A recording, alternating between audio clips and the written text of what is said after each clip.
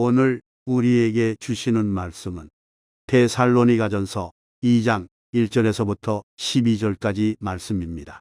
형제들아, 우리가 너희 가운데 들어간 것이 헛되지 않은 줄을 너희가 친히 아나니, 너희가 아는 바와 같이 우리가 먼저 빌립보에서 고난과 능욕을 당하였으나 우리 하나님을 힘입어 많은 싸움 중에 하나님의 복음을 너희에게 전하였노라. 우리의 권면은 간사함이나 부정에서 난 것이 아니요 속임수로 하는 것도 아니라 오직 하나님께 옳게 여기심을 입어 복음을 위탁받았으니 우리가 이와 같이 말함은 사람을 기쁘게 하려 함이 아니요 오직 우리 마음을 감찰하시는 하나님을 기쁘시게 하려 함이라. 너희도 알거니와 우리가 아무 때에도 아첨하는 말이나 탐심의 탈을 쓰지 아니한 것을 하나님이 증언하시느니라. 또한 우리는 너희에게서든지 다른 이에게서든지 사람에게서는 영광을 구하지 아니하였노라. 우리는 그리스도의 사도로서 마땅히 권위를 주장할 수 있으나 도리어 너희 가운데서 유순한 자가 되어 유모가 자기 자녀를 기름과 같이 하였으니 우리가 이같이 너희를 사모하여 하나님의 복음뿐 아니라 우리의 목숨까지도 너희에게 주기를 기뻐함은 너희가 우리의 사랑하는 자됨이라. 형제들아, 우리의 수고와 애쓴 것을 너희가 기억하리니 너희 아무에게도 폐를 끼치지 아니하려고 밤낮으로 일하면서 너희에게 하나님의 복음을 전하였노라. 우리가 너희 믿는 자들을 향하여 어떻게 거룩하고 옳고 흠 없이 행하였는지에 대하여 너희가 증인이여 하나님도 그러하시도다. 너희도 아는 바와 같이 우리가 너희 각 사람에게 아버지가 자기 자녀에게 하듯 권면하고 위로하고 경계하노니, 이는 너희를 부르사 자기 나라와 영광에 이르게 하시는 하나님께 합당히 행하게 하려 함이라. 오늘 이 시간은 우리의 권면이라는 제목을 가지고 하나님 말씀을 증거하도록 하겠습니다.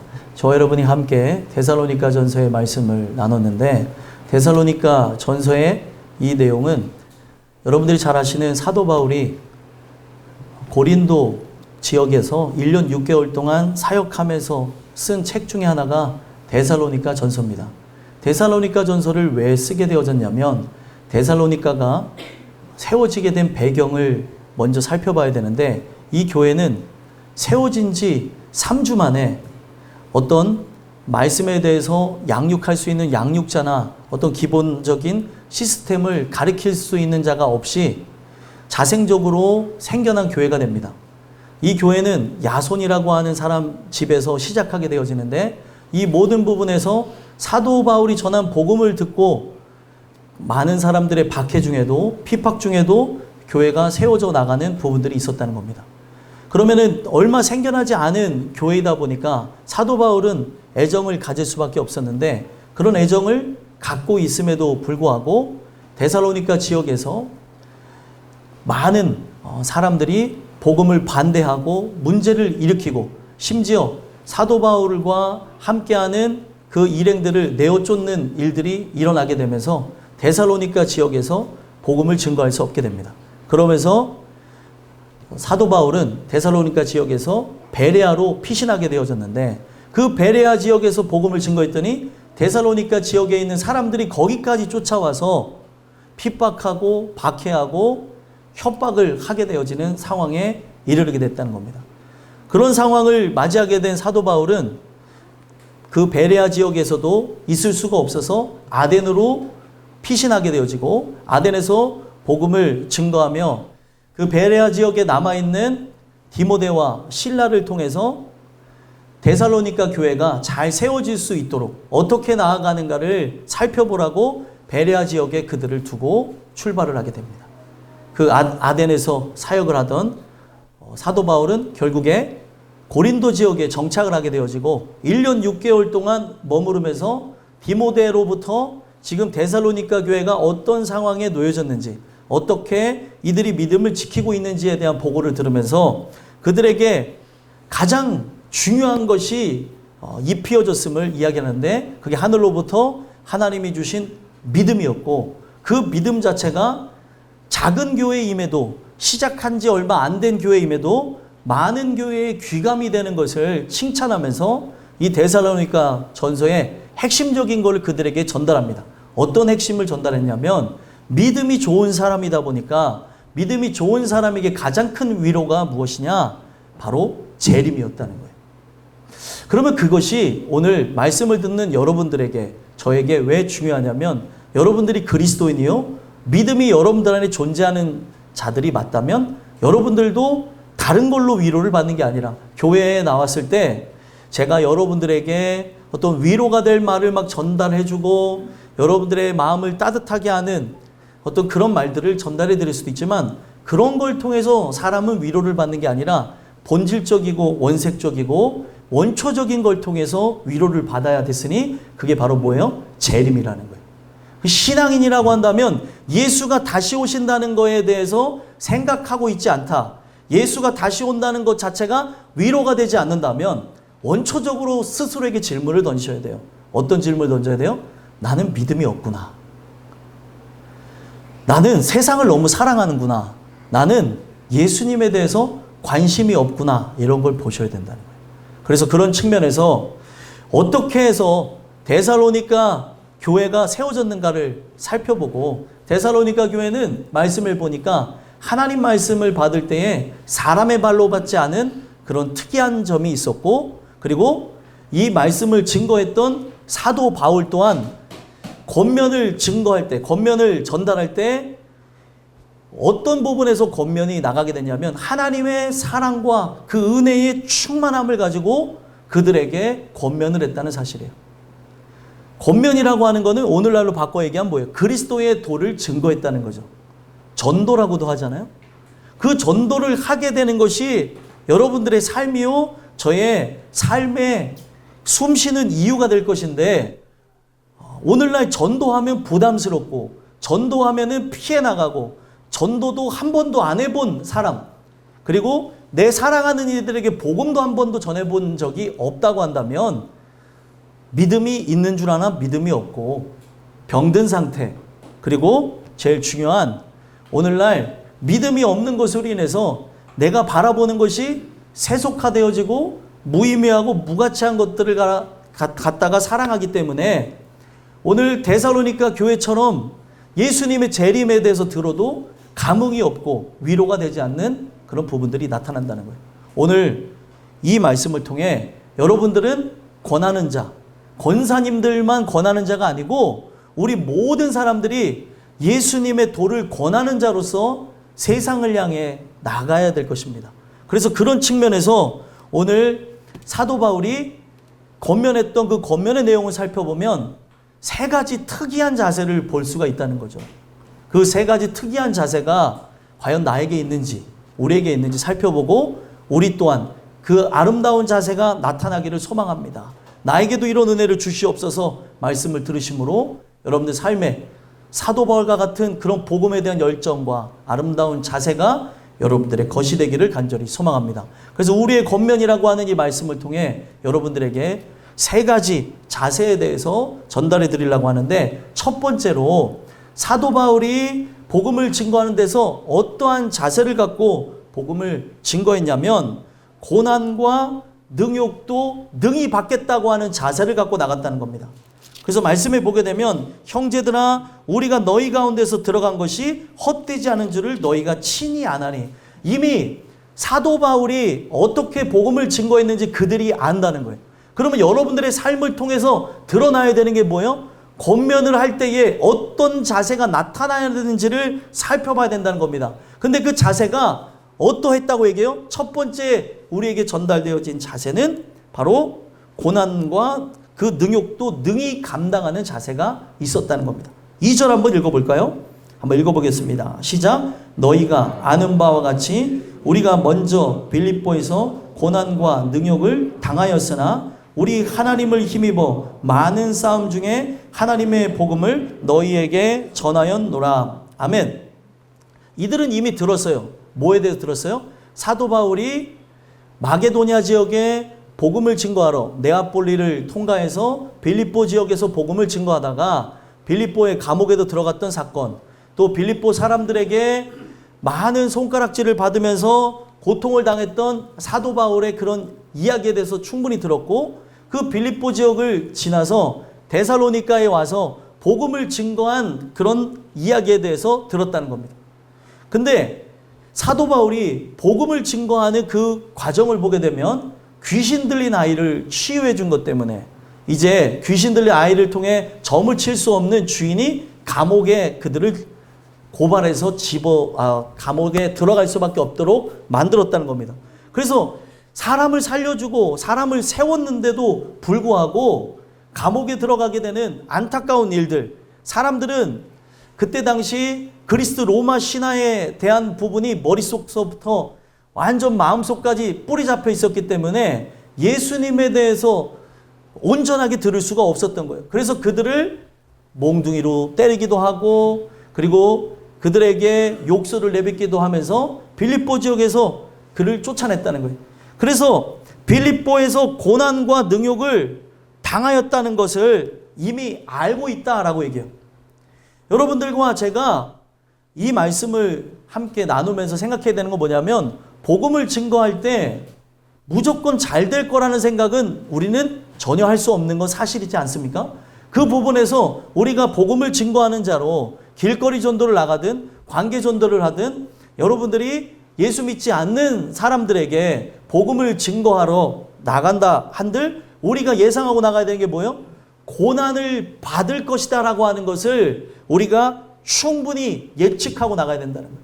사도 바울도 이 고난과 능욕을 당하였으나 이 말을 통해서 얘기하는 게 이 고난이라는 단어는 미리 고난을 받다라는 단어에서 왔어요. 미리 고난을 받으신 예수 그리스도를 기억하며 그 고난을 참아냈다는 걸 얘기하는 거죠.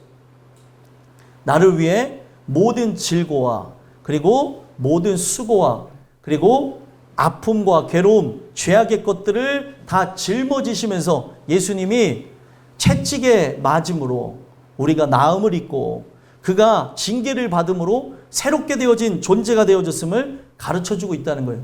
오늘 우리가 이 말씀을 통해 생각해 봐야 되는 것은 예수님의 십자가 사건, 그 사건을 통해 우리가 살아난 존재이기 때문에 어떤 부분에서든지 나는 그 생명을 예수님의 죽음을 통해서 얻은 존재이기 때문에 고난받기를 두려워하지 말고 또 심지어 능욕을 받는다는 게 뭐냐면 그들로 하여금 부당한 대우, 무시하거나 나로 하여금 조롱하거나 손가락질하는 그들의 태도가 있음에도 불구하고 복음을 증거해야 된다는 거예요. 왜요? 예수께서 나를 위해 이 모든 죄악과 그리고 모든 고난을 담당해 주심으로 내가 나음을 입었기 때문에 새롭게 되어졌기 때문에 오늘 우리가 이러한 자세를 갖고 나가야 될 것을 성경을 통해서 얘기했다는 겁니다. 그래서 하나님을 힘입어 많은 싸움 중에 하나님의 복음을 너에게 전하였노라. 많은 방해가 있었어요. 그래도 굴하지 아니하였고 복음을 증거하며 데살로니가까지 갔고 데살로니가 지역에서 복음을 증거하다가 그가 3주 뒤에 떠나갔던 이유가 무엇이냐면 그때 사람들의 박해를 두려워서 떠나간 게 아니라 그때 사도 바울의 입장은 예수께서 오실 날이 가까웠다는 거예요. 그래서 추수할 영혼이 준비되어졌다는 생각에 저들은 아직은 익은 영혼이라고 생각하지 않았기 때문에 다른 준비되어진 영혼, 추수할 영혼들을 위해서 다른 장소로 가게 됐다는 거예요. 오늘날 여러분들과 제가 이러한 마음 자세를 갖고 학교로 그리고 직장으로 사회로 가정으로 그리고 여러분들이 만나는 그런 모임들 가운데 나가야 되는 거예요. 복음을 증거하기 위해서 나가야 될 거라는 겁니다. 왜 복음을 증거하면서 나가야 될까요? 내가 예수 그리스도의 십자가의 죽으심으로 새 생명을 얻었기 때문에 살아도 죽어도 하나님의 영광을 위해서 살아가는 거예요. 그러면 이러한 마음의 자세를 갖고 나갈 때에 분명 사도 바울이 사역했던 시대나 지금 시대나 다 어때요? 복음을 다 배쳐가죠. 오늘날도 마찬가지입니다. 사람들이 복음에 대해서 좋은 인식을 갖지 않는데 사도 바울이 사역했던 시대는 지금보다 더 배척하는 것뿐만 아니라 그 율법에 의해서 유대인이기 때문에 돌로 쳐서 죽여도 무관한 시대가 그때였던 거예요. 죽음의 위협 속에서도 복음을 증거했던 자가 사도 바울이었고 왜 그러한 부분에서 고난도 능욕도 능히 감당하며 나갔습니까? 마지막 증인이라고 하는 바로 그런 생각이 있었기 때문에 내가 아니면 누가 전할까라는 생각이 있기 때문에 바로 그런 부분에서 복음을 증거 나갔다는 거예요. 우리 땅끝교 식구들은 내가 아니어도 다른 분이 할 거야 라는 생각을 갖는지 모르겠어요. 내가 아니면 다른 사람이 안 할 거라는 생각을 갖고 길거리 전도도 참여하시고 혹 건강이 따라주지 않는다면 그 시간에 기도하시고 또 중보하셨으면 좋겠고 또 여러분들이 건강이 따라주지 않지만 하나님의 그 복음을 증거하겠다고 나오신다면 저는 그 건강도 선물로 주실 것이라고 저는 믿어요. 하나님의 뜻과 영광을 위해서 나가는데 하나님께서 길을 열어주시지 않겠습니까? 그 부분에서 필요한 건강도 주신다는 거죠. 그래서 오늘 우리가 이런 부분에서 세상이 이 교회를 향해 좋은 인식을 갖지 않습니다. 코로나를 겪으면서 교회에 대한 그런 위상은 바닥을 치고 있고 그리고 교회 자체를 호의적으로 생각하는 사람은 아무도 없어요. 그런 부분에서 우리가 고난과 능욕도 능히 받겠다고 하는 그런 마음, 예수께서 나를 위해 죽으셨다고 하는 십자가 사건을 기억하며 나가게 되어질 때 데살로니가 교인과 같이 믿음의 열매요, 산물인 아름다운 주의 백성들이 여러분들을 통해서 살아날 것이라고 믿습니다. 신기한 거는 물론 전에부터 우리 교회 권사님 중 하나가 복음을 증거하려고 아이들하고 접촉도 했었지만 어제 나가서 복음을 증거한 걸로 아이들 2명이 왔더라고요. 그래서 지금 또 나가야 되고 또 나가야 되고 계속 접촉을 하고 계속 접점을 갖게 되다 보면 2주, 3주 지나면 제 말이 거짓말인가 한번 보세요. 아이들이 바글바글 넘쳐날 것이고 그리고 새로운 영혼들이 이 자리에 차고 넘칠 겁니다. 복음을 듣고 이 말씀이 그러한가 상고하며 남을 사람은 남을 것이고 이 말씀을 받지 못한 채 나갈 사람들은 나가는 거예요. 복음을 듣고 2가지 종류로 나눠지게 됩니다. 말씀을 듣고 회개하든지 말씀을 듣고 세상적인 분노와 그리고 세상적인 그런 여러 가지 인간의 생각을 갖고 세상을 향해 다시 돌아가든지 그런 것이기 때문에 우리는 지체할 것이 없고 고난과 능욕을 능히 받겠다고 하고 나가야 된다는 거예요. 오늘 이 주신 이 말씀을 통해 사도 바울은 담대히 복음을 증거하러 나갔습니다. 죽음도 무릅쓰고 나갔습니다. 이러한 자세가 내가 아니면 누가 할 수 있겠는가? 내가 이 자리를 채워야지라는 생각을 가지고 여러분들이 그런 전도에 동참하시고 삶으로 사람들에게 증거하시는 은혜가 여러분들에게 넘쳐나기를 간절히 소망합니다. 2번째로는 사도 바울이 이 권면을 할 때 어떠한 자세를 갖고 권면을 했냐면 하나님만 기쁘시게 하겠다고 하는 자세를 갖고 그들에게 권면을 했다는 겁니다.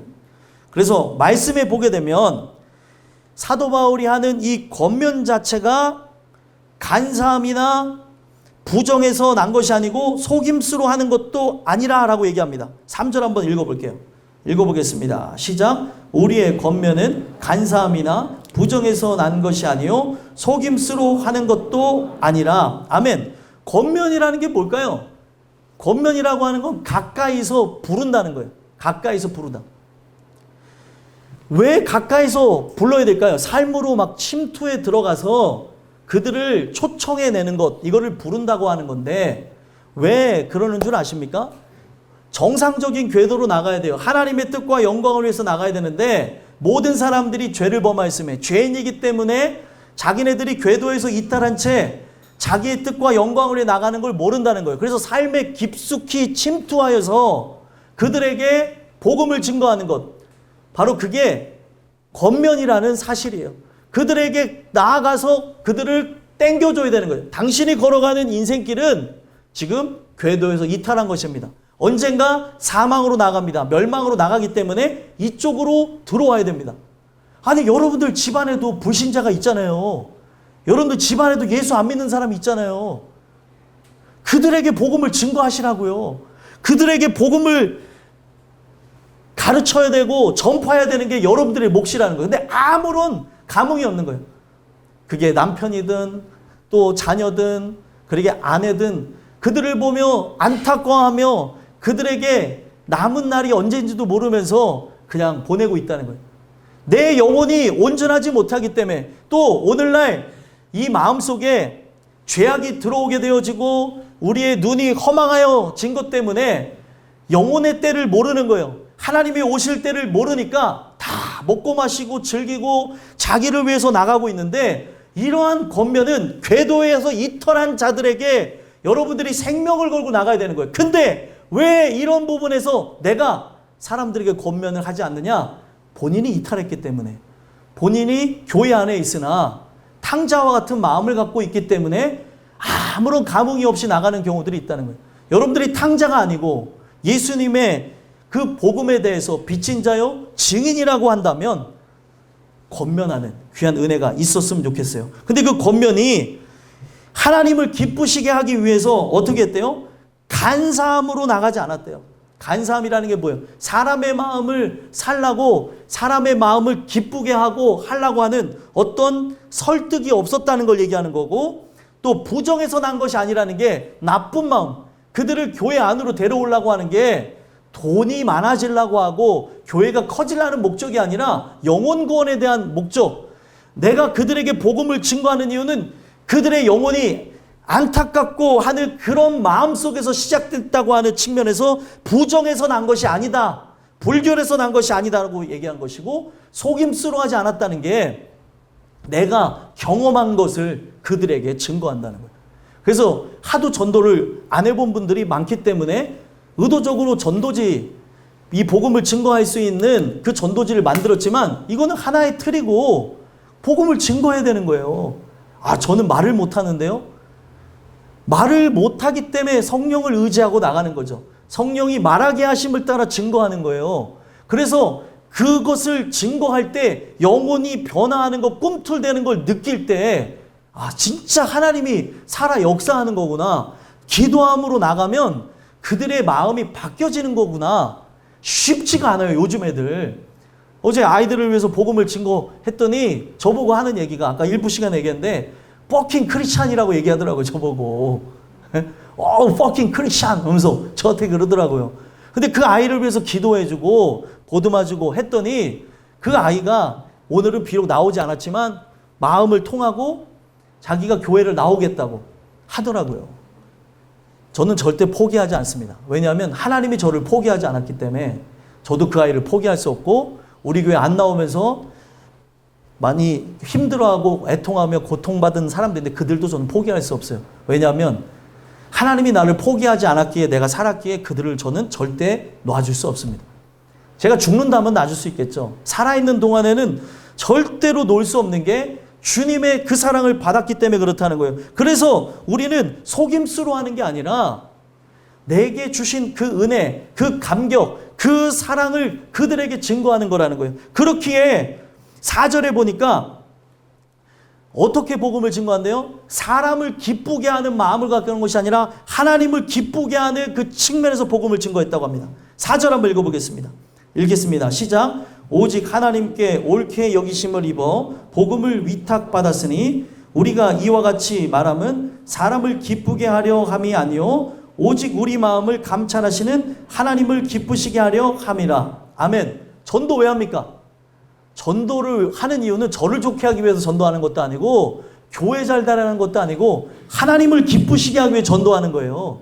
근데 이 전도하는 부분에서 우리가 별로 큰 마음이 없다면 병드는 거라니까요. 전도해야 되는데 막 다른 데 스케줄 잡고 나가는 부분이 계속 반복된다면 어떤 특이한 상황에서 그럴 수 있어요. 그래서 저는 참여할 때도 있고 못 참여할 때도 있기 때문에 참여할 수 있는 참여하라고 그 시간을 열어놓은 겁니다.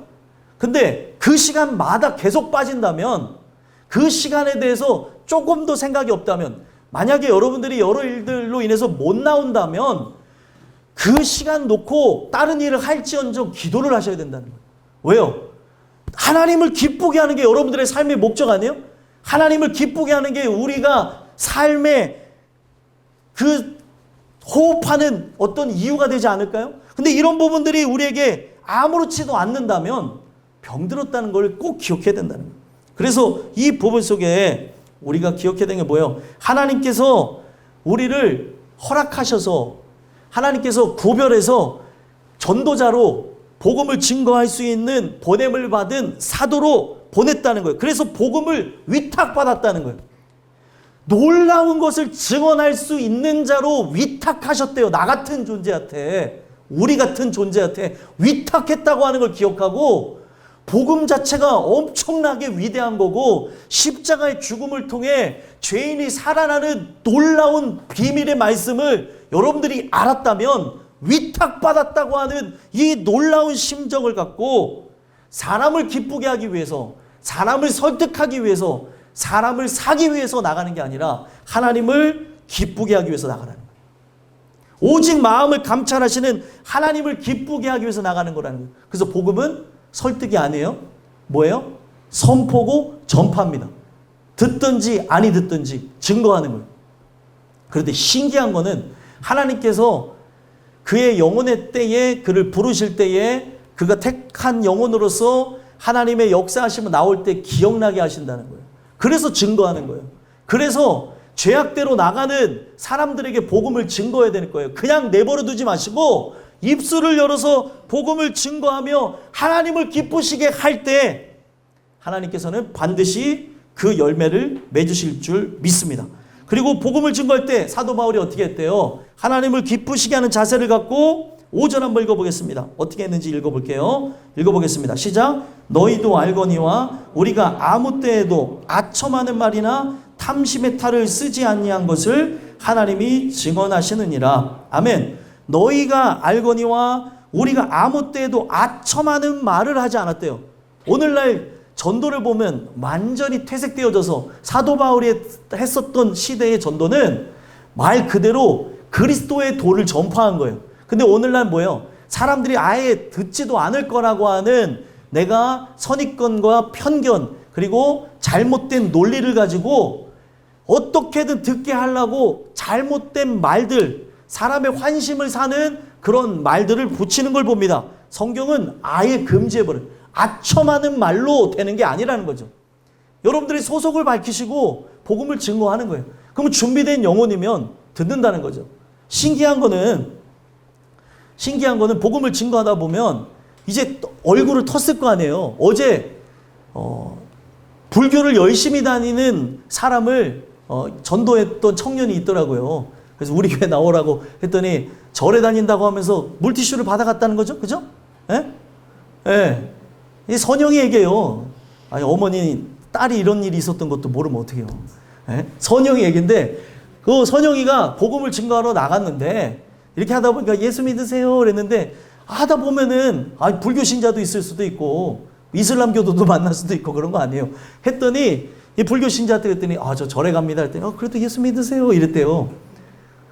그 예수 믿으라고 했더니, 이 사람이 분명, 이곳 자체가 완전히 싫으면 던지든지 듣든지 아니 듣든지 그냥 가요. 예수 믿으라고 하면. 그래도 그 부분에서 마음이 좀 열리니까 우리 누나가 뭐 불교 신자인데 뭔데 하면서 물티슈를 받아갔다는 거죠. 그럼 다음에 그 사람 또 보면 잘 지내셨어요?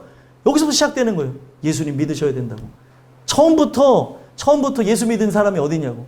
제가 어제 복음을 증거하니까 애들이 하는 얘기가 저는 태어날 때부터 예수님 안 믿었는데요. 야, 태어날 때부터 예수 믿는 사람 몇 명 없어. 그랬더니, 그래요? 애들이 그러더라고. 그래요? 야, 그 교회 다닌 집안 같은 경우는 예수를 믿을 수도 있지만 너네 엄마, 아빠가 다 믿어도 괜찮다. 너부터 믿으면 돼. 너부터 예수 믿으면 돼. 그랬더니, 그래요? 애들이 그러더라고.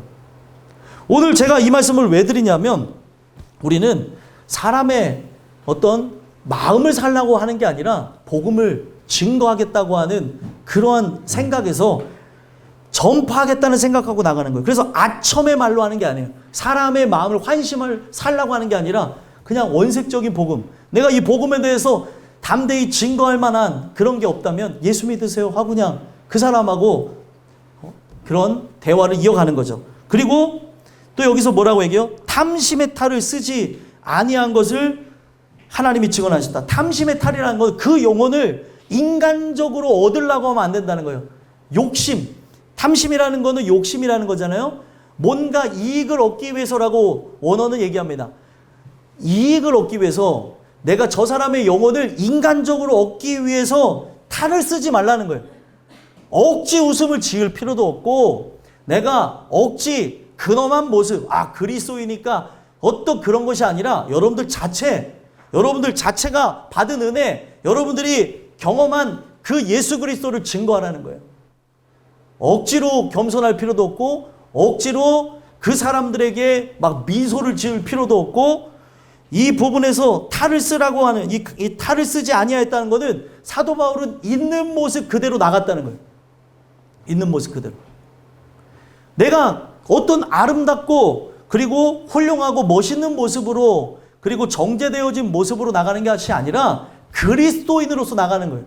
그리스도인은 꾸며진 겸손을 갖고 나가는 자들이 아니라 나를 위해 죽어주신 예수님에 대한 그 은혜에 대한 감사와 사랑에 대한 감격을 갖고 나가는 게 그리스도인이라는 거예요.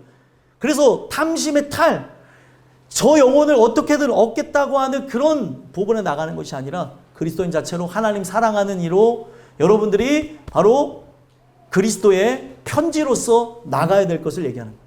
내 안에 적혀진 복음, 내 안에 감격되어진 그 사랑을 그들에게 증거하라는 거예요. 그러면 하나님을 기쁘시게 하기 위해 내가 알고 있는 거 어줍지 않을지라도 하나님께서는 전도에 미련한 것으로 역사를 하신다니까요. 그것을 경험하기 위해 그것을 통해 또 새로운 그 기쁨과 만족감을 주기 위해서 저는 길거리 전도를 새삼스럽게 하라고 하신 것 같아요. 이것에 동참하시고 함께 하시는 걸 통해서 하나님이 기뻐하시는 아름다운 삶이 여러분들에게 계속되어졌으면 좋겠습니다. 마지막 세 번째로는 우리의 겉면이라는 말씀을 통해 사도 바울의 어떤 자세를 우리가 배울 수 있냐면, 오로지 사랑을 증거하겠다는 그런 마음을 갖고 민폐를 끼치지 않는 자세를 우리는 배워야 된다는 거예요. 민폐를 끼치지 않는 자세. 그래서 그것이 무엇인가 하고 봤더니 사랑이 그들에게 증거되어지는 부분이 전달되어져 있기 때문에 6절 보면은 뭐라고 얘기해요? 너희에게서든지 다른 에게서든지 사람에게서든지 영광을 구하지 아니하노라. 사람의 영광을 구하려고 하는 그런 부분이 없었다는 거예요. 나라고 하는 존재가 그들에게 어떤 먼저 되어진 자로서 나라고 하는 존재를 드러내려고 하는 자기의가 없었다는 거죠. 오직 하나님의 영광을 드러내겠다고 하는 그런 마음을 갖고 나갔다는 걸 얘기하는 겁니다. 여러분들과 저는 그리스도인으로서 예수를 증거하기 위해 나가는 것이지, 나라고 하는 존재가 그 은혜 받았다는 것, 그 사랑을 받았다고 하는 어떤 자랑과 독단, 특권의식을 갖고 그들을 하대하기 위해서 나간 게 아니에요. 그들을 섬기기 위해서, 그들을 살리기 위해서, 그들을 은혜 안으로 들어오게 하기 위해서 복음을 증거하는 복음 증거자로 나갔다는 사실이에요.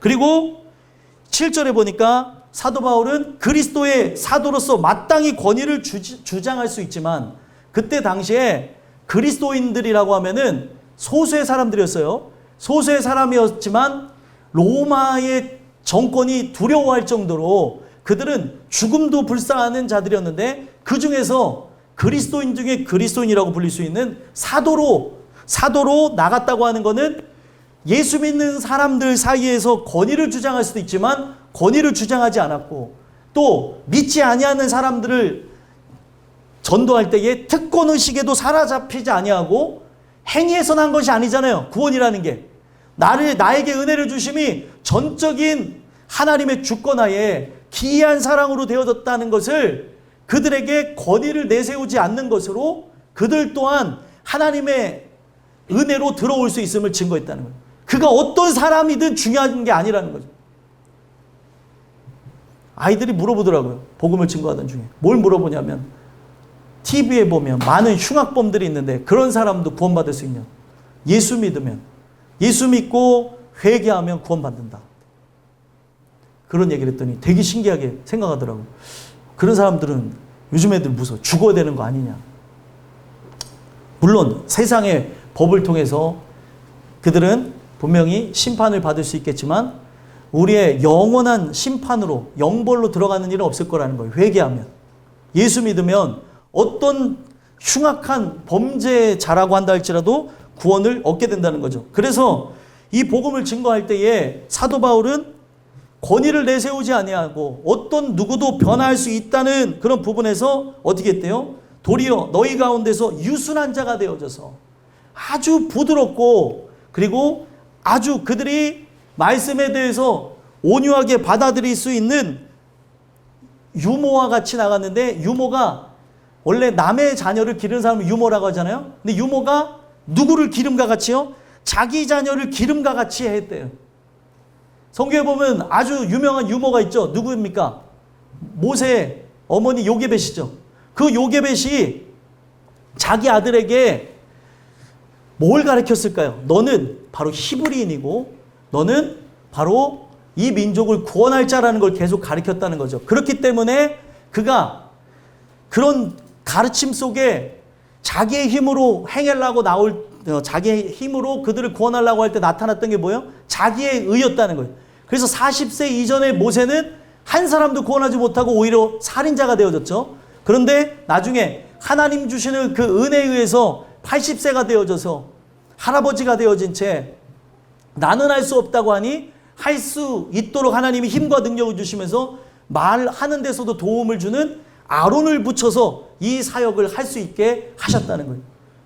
그래서 중요한 거는 그 모세가 그 민족을 구원하겠다고 하는 그 의식은 단순 유모한테서 이것을 물려받은 것이 아니라 유모로서 잠복하면서 나왔던 자신의 어머니 요게벳으로부터 히브리 민족에 대한 사상, 이 민족이 결국에는 애굽에서 나가서 가나안 땅으로 나아가야겠다고 하는 사상을 받았다는 거예요. 그래서 사도 바울은 분명 그들이 사도 바울을 볼 때 경계하고, 그리고 사도 바울을 볼 때 마치 유모와 같이 남이라고 생각할 수 있는 부분이 그들에게서는 나타날 수 있었겠지만, 사도 바울은 어떻게 했다고요?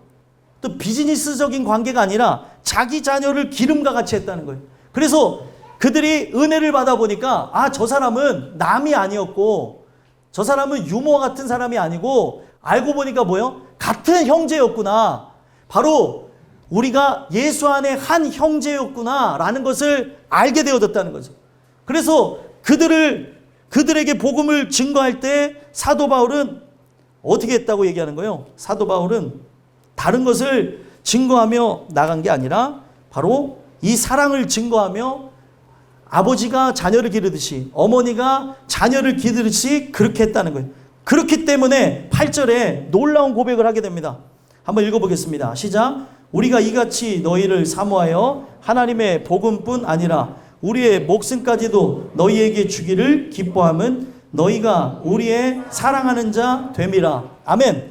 우리가 복음을 증거할 때 사랑을 증거하기 위해, 민폐를 끼치지 않기 위해 내가 그들을 사랑하는 자로서 제가 언제 봤다고 그들을 사랑합니까?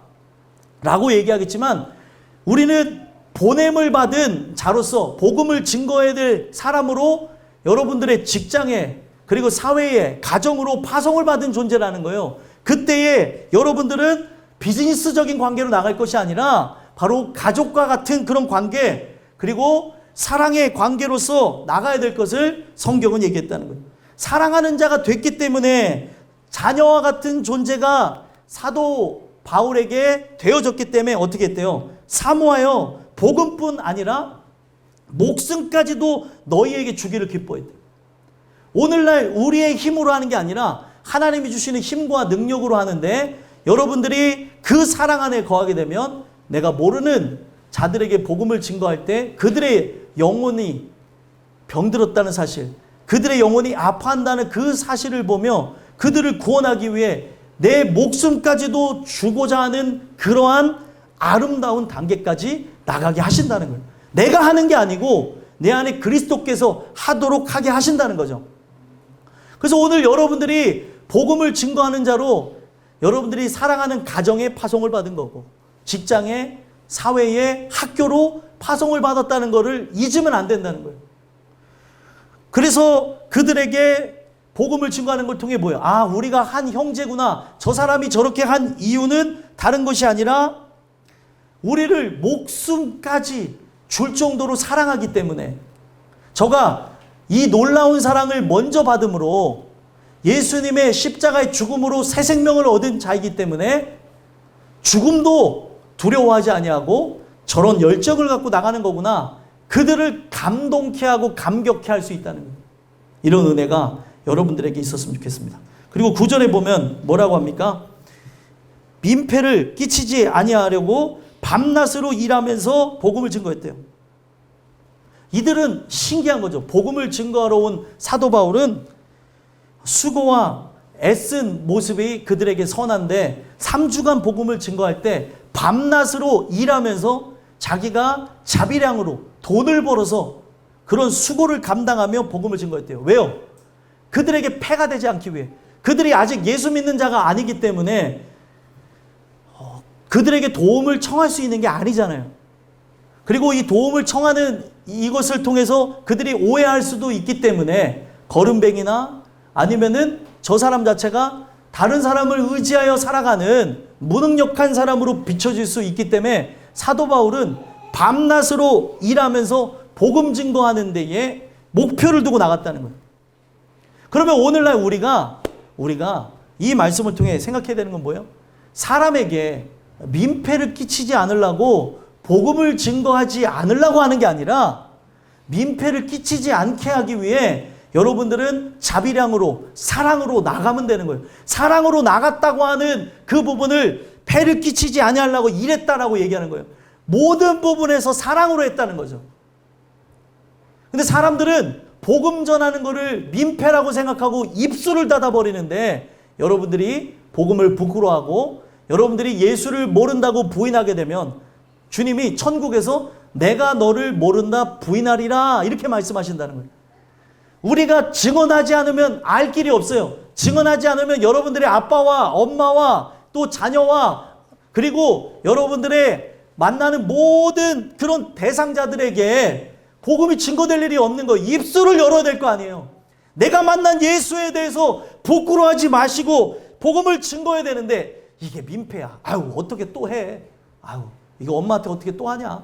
아빠한테 또 하냐. 아유 너 니네 아빠한테 이거 얘기하면 난리나. 아유 그때 교회 왔었는데 또 얘기하면 난리나. 뭐가 난리가 나요. 복음을 증거하셔야죠. 여러분들. 이게 진짜 예수 믿는 자의 삶이에요. 이거 하면은 가정이 분란이 일어나지 않을까요? 그런 부분을 가지고 기도하면서 가장 아름답고 지혜로운 말, 복음을 증거하되 삶 속에서는 양보할 건 양보하고 사랑으로 보듬어주면서 끌어당겨야죠. 복음은 타협은 없어요. 하지만 내가 다른 부분에서 그 사람을 기쁘게 하는 부분에서 때로는 져줄 수도 있고 뒤로 물러날 수 있는 이런 부분을 통해서 복음을 증거하는 지혜가 있어야 된다는 거예요. 근데 이런 부분에서 복음 자체를 민폐로 여기고 여러분들이 복음을 증거하지 않는다고 한다면 여러분들이 생각하는 이거는 예수님을 부끄러워하고 복음을 부끄러워하는 것이기 때문에 예수님을 부끄러워하는 자, 예수님에 대해서 부인하는 자요, 예수님을 사랑하지 않는 것이기 때문에 천국에 못 들어간다는 거예요. 전도를 여기까지 연결하시나요? 거기까지 연결하셔야 돼요. 그래서 이제 뭐 보면은 우리가 예수 믿지 않는 사람들을 만날 때 되게 불편한 관계 속에 우리보다 어떻게 보면 윗사람을 만날 때도 있을 수도 있잖아요. 그래도 복음을 증거하셔야 돼요. 듣든지 아니 듣든지. 하나님 주시는 감동을 통해 하나님 전달하게 하시고 제가 전달하는 이 언어는 부족하지만 하나님의 말씀은 완벽하니 하나님의 역사가 진행되게 하옵소서. 그러면 감동이 일어난다니까요, 여러분들. 그거를 믿으시면서 나가고 할 때 하나님은 전도의 문을 활짝 열어주시면서 그 주시는 기적이 여러분들에게 나타날 거라고 저는 믿습니다. 그렇기 때문에 여러분들은 복음 전하는 게 민폐가 아니고 복음을 전하지 않는 게 민폐예요. 왜요? 지옥 가도록 독려하는 거잖아요. 내 사랑하는 일을 지옥 가도록 하는 그 부분에서 내가 입술을 닫은 것이기 때문에 그게 민폐라는 거예요. 그래서 여러분 생각의 전환을 가지시고 적극적으로 복음을 증거하시고 복음을 증거하는 부분 속에서 다툼이 일어나면 어떻게 하죠? 하나님께 기도하시고 또 이거는 정말 그 상대를 사랑하기 때문에 그렇다고 하는 것을 또 얘기하시고 또 얘기하시고 눈물로 기도하고 하면서 우리는 나를 위해서 늘 밤낮 눈물을 흘려가면서 기도하시고 말할 수 없는 탄식으로 기도하셨던 성령 하나님의 그 노고와 또 예수님의 십자가의 죽음을 깨닫게 되는 그 복음의 위대함과 원대함과 하나님의 놀라운 사랑과 은혜를 알게 된다는 거예요. 그 사랑을 알게 될 때 철들기 시작하는 거예요. 진짜 철이 드는 거죠. 내가 뭐를 위해 살아가게 되는가? 하나님의 영광을 위해 살아가게 된다는 것을 바로 알게 된다는 거예요. 오늘 이 나누게 된 이 말씀을 통해 여러분들이 사도 바울이 권면하는 그 부분에서 세 가지 자세에 대해서 말씀드렸죠. 고난도 능욕도 능히 감당하는 자세, 그리고 하나님만 기쁘게 하겠다는 자세, 그리고 민폐를 끼치지 않겠다고 하는 자세, 오로지 사랑만 증거하겠다는 이 자세를 갖고 나가시는 아름다운 모습이 있었으면 좋겠습니다. 마지막 결론은 무엇이냐? 10절에서부터 12절까지 내용을 보면 이것을 굳이 사도 바울이 회고한 이유가 무엇이냐면 자랑하려고 하는 것이 아니라 내가 너희들한테 이렇게 한 거 너희들 이미 봐서 알지? 너희들도 은혜 속에 하나님께서 주시는 은혜로 증인이 되어지고 또 증언을 해야 될 것이고 하나님의 영광을 위해서 나가야 될 것을 기억하라. 그런 측면에서 10절에서부터 12절 그 말씀을 증거했다는 겁니다. 그래서 그들에게 계속 돌출되어지면서 질문하는 게 무엇이냐면 너희들은 이미 봤다는 거예요. 너희들은 내가 어떻게 거룩하고 옳고 흠없이 행하였는지에 대해서 증인이지 않냐? 하나님도 그러한데 너희도 아는 바와 같이 우리가 너희 각 사람에게 어떻게 했대요? 11절에 보니까 아버지가 자기 자녀에게 하듯 권면하고 위로하고 경계했다. 너희들 이거 기억하지? 그렇다면 이것을 내가 너희한테 이야기한 이유는 뭐예요? 내가 자랑하려는 것이 아니고 바로 하나님께 합당히 너희들 또한 행해야 될 것이다 얘기를 하는 거예요. 마지막 12절 읽어보겠습니다. 읽겠습니다. 시작. 이는 너희를 부르사 자기 나라와 영광에 이르게 하시는 하나님께 합당히 행하게 하려 함이라. 아멘.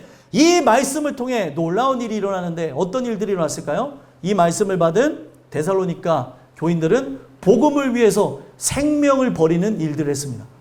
와, 어떻게 이게 가능하죠?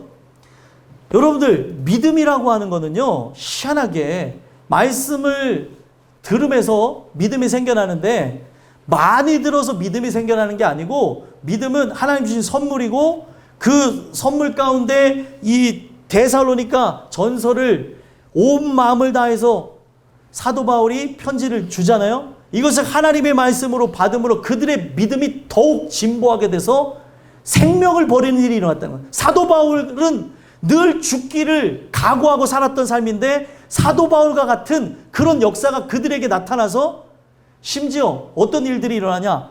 복음을 증거하다가 죽었다는 소식이 들려왔다는 거예요. 데살로니가 교회, 작은 교회, 얼마 시작되지 않은 그 개척교회에서 모든 교회가 관망하고 있었던 그런 신앙의 느슨함, 모든 교회가 도전받을 수 있는 그런 일들이 일어나게 됐다는 거예요.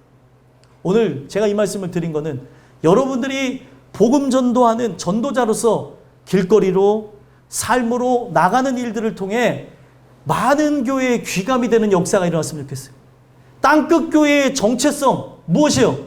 예수님의 증인되어지는 땅끝 교회 아니에요? 땅끝까지 이르러 증인되어지는 교회가 땅끝 교회입니다. 그러니 여러분들 오늘 이 말씀을 통해 입술을 닫은 여러분들의 삶 속에서 입술을 열어 복음을 증거하는 그런 증인들이 됐으면 좋겠고 그런 역사를 통해 많은 영혼들이 주께 돌아오는 일들이 일어났으면 좋겠습니다. 사도 바울은 하나님께 합당하게 행하게 하려 하기 위해서 이것을 너희들에게 증거한다는 거예요.